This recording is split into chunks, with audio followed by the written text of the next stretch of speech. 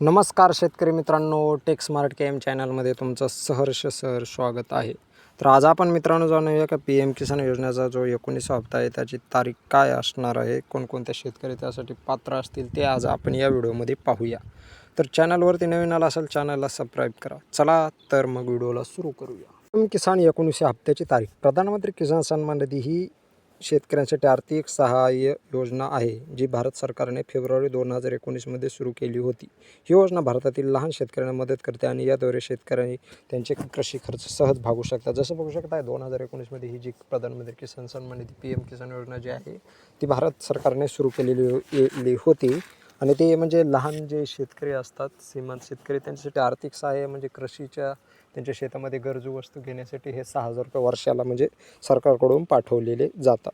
पात्र शेतकऱ्यांना 3 हप्त्यामध्ये समान हप्त्यामध्ये वार्षिक 6,000 रुपयाची आर्थिक स्थिरता मिळवण्यासाठी पात्र म्हणजे 3 समान हप्ते म्हणजे 4 महिन्याच्या अंतरकाळाने 1 हप्ता म्हणजे प्रधानमंत्री किसान सन्मान निधीचा वितरित केला जातो आणि 3 समान हप्त्यामध्ये 2-2 हजार असे 6,000 रुपये हर एक म्हणजे शेतकऱ्याला मिळतात.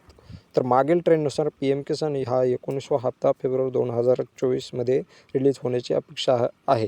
जसं बघू शकता, परंतु भूतकाळातील ट्रेंड दर्शवतो की शेतकऱ्यांना ते फेब्रुवारीमध्येच मिळेल. या योजनेत 18वा हप्ता 5 ऑक्टोबर 2024 रोजी भरण्यात आला आणि लाखो भारतीय शेतकऱ्यांना तो मिळाला आहे. जसं बघू शकता 5 ऑक्टोबर 2024 आपल्या महाराष्ट्रामधूनच वाशिम जिल्ह्यातून नरेंद्र मोदीजी यांचा 18वा हप्ता हा आणि आपल्या नमो किसानचा 5वा हप्ता म्हणजे पाठवण्यात शेतकऱ्यांच्या यशस्वीरित्या अकाउंटमध्ये पाठवण्यात आलेला होता.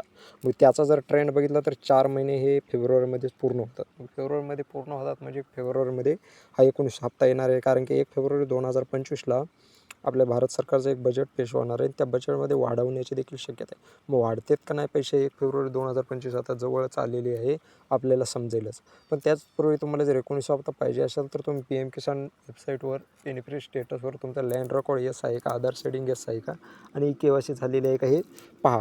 कारण तिथं जर तुमचं काही जर चूक झालेली असेल तर तुम्ही 19व्या हप्त्यापासून म्हणजे वंचित राहू शकता. काही कारण असं तुमचं लँड रेकॉर्ड जर नो झालं असेल तर तुम्हाला तलाठी किंवा तलाठी म्हणजे तलाठी यांना भेटून त्यांच्याकडून कागदपत्रे जमा करून कृषी ऑफिस किंवा तहसीलदार यांना तुम्हाला ती कागदपत्रे तहसील ऑफिसला जाऊन कागदपत्रे द्यायची.